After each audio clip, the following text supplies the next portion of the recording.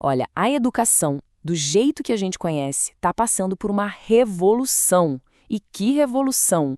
Aqueles modelos antigos que pareciam imutáveis já eram. A gente está falando aqui de uma nova maneira de preparar profissionais para um mundo que, vamos combinar, não para de mudar um segundo sequer. Essa é uma pergunta que, olha, pega fundo, né? Pensa bem. A formação que a gente teve, será que ela nos preparou de verdade para os desafios de hoje? E para os de amanhã?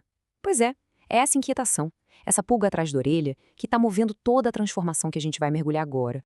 Ok, para entender essa revolução, a gente precisa primeiro olhar para o que está ficando para trás, certo? Vamos dar uma olhada nesse modelo tradicional que por tanto tempo foi a regra, mas que hoje claramente está em crise.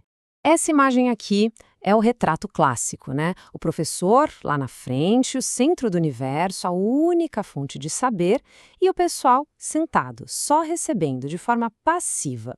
O foco principal, decorar. Ponto. Tudo dentro de uma caixinha, um currículo super rígido, sem espaço nenhum para pensar diferente. E olha só o contraste, fica gritante aqui. O papel do professor deixa de ser aquele mestre intocável e vira um mediador, um guia. Aquela coisa de só receber informação acabou. Agora a ideia é construir o conhecimento ativamente. E o principal, em vez de só decorar, a gente passa a aprender a resolver problemas de verdade, aqueles bem complexos do mundo real. E aí, como resposta para essa crise toda, veio a primeira grande onda de mudança, as famosas metodologias ativas. A ideia aqui foi mudar a chave, sair do só escutar para o botar a mão na massa, sabe? Fazer, construir, resolver. Um dos pilares disso é o que a gente chama de PBL, ou aprendizagem baseada em problemas. A lógica é genial. Ela vira tudo de cabeça para baixo. Em vez de começar com um monte de teoria, se começa com um problema, um desafio real. E é aí, na busca pela solução, que o conhecimento de verdade é construído. Faz todo sentido, né? Outra ideia fantástica é a sala de aula invertida. A lógica é super simples, mas muito poderosa. A parte teórica, aquela mais densa, cada um estuda em casa, no seu tempo. E o tempo junto, em sala, esse tempo vira ouro. É para discutir, para colaborar, para aplicar o que se aprendeu, sempre com o professor ali, mediando tudo.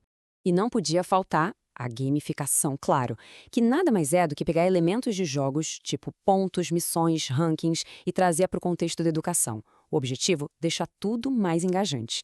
E, importante, não é sobre ficar jogando videogame, tá?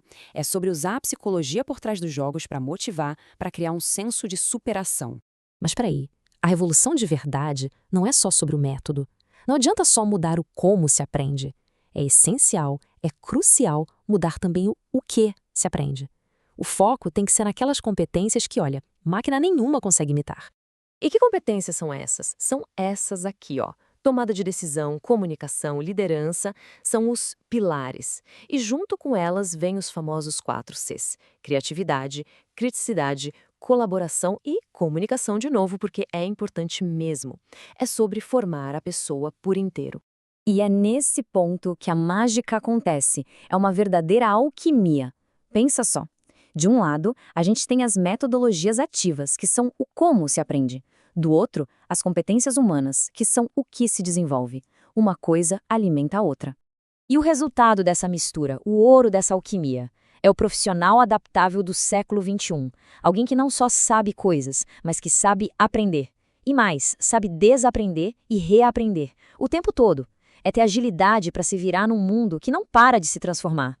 Mas a história não acaba aqui não, pelo contrário, a revolução continua. A próxima fronteira já está aí, batendo na porta. E ela vem com 2 nomes de peso: tecnologia e neurociência, que estão agindo como super amplificadores, levando tudo isso para um outro nível. Lembra daquela primeira imagem da sala de aula toda quadradinha? Agora olha para isso aqui.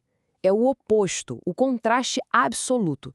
O futuro é um ecossistema vivo, dinâmico, totalmente personalizado por inteligência artificial, muito mais imersivo com a gamificação e, o mais importante, centrado na autonomia de quem está aprendendo. Essa tal de IA adaptativa é talvez uma das coisas mais incríveis. Imagina um sistema que cria um caminho de aprendizado só seu, único. Ele percebe aonde há dificuldade, onde se manda bem e vai ajustando tudo em tempo real. É o fim daquela ideia de que todo mundo tem que aprender no mesmo ritmo, sabe? Quebra qualquer barreira de tempo e espaço. E o que dá a base para tudo isso? Ciência pura. A neuroeducação tira a gente do campo do Eu acho que funciona e nos mostra como o cérebro realmente aprende, lá nos mecanismos biológicos. Ela explica cientificamente por que essas metodologias ativas dão tão certo. E o conceito-chave por trás disso é algo simplesmente fascinante: a neuroplasticidade. É a capacidade que o nosso cérebro tem de se refazer, de se remodelar com base no que a gente vive e aprende. Então, aprender não é só guardar informação numa gaveta. É literalmente mudar a fiação do nosso cérebro. É físico. E na prática, a neuroeducação mostra que existe um ciclo bem claro. Ele começa lá no estímulo e vai até a pessoa ter autonomia total sobre o que aprendeu. É como se a ciência estivesse nos dando o mapa da mina do aprendizado. Então, como funciona esse ciclo? Primeiro, a ativação. É um desafio, algo que mexe com a gente, que gera emoção e engajamento. Exatamente o que as metodologias ativas fazem. Depois vem a fase de reorganização.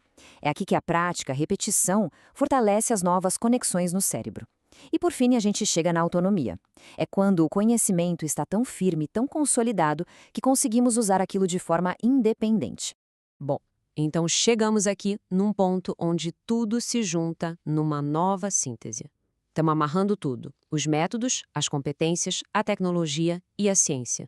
E tem uma citação do artigo do Alexandre Pedroso Fernandes que deu base para esta nossa análise, que, olha, resume tudo com perfeição. A ideia central é que o futuro depende da simbiose entre inovação tecnológica e desenvolvimento socioemocional. Ou seja, não é uma briga de tecnologia contra humanos, sabe? É uma parceria, uma coisa melhora a outra. Então, a grande sacada é esta: a tecnologia não é o objetivo final, ela é a ferramenta. O verdadeiro potencial está em usar essas ferramentas fantásticas para deixar a gente mais humano, para aprimorar nossa capacidade de criar, de colaborar, de tomar decisões. E para a gente fechar, fica uma provocação, uma reflexão que o próprio estudo traz. Com toda essa tecnologia, com todo esse avanço, como é que a gente faz para essa revolução chegar para todo mundo? Como a gente evita que a tecnologia, em vez de unir, crie um abismo digital ainda maior?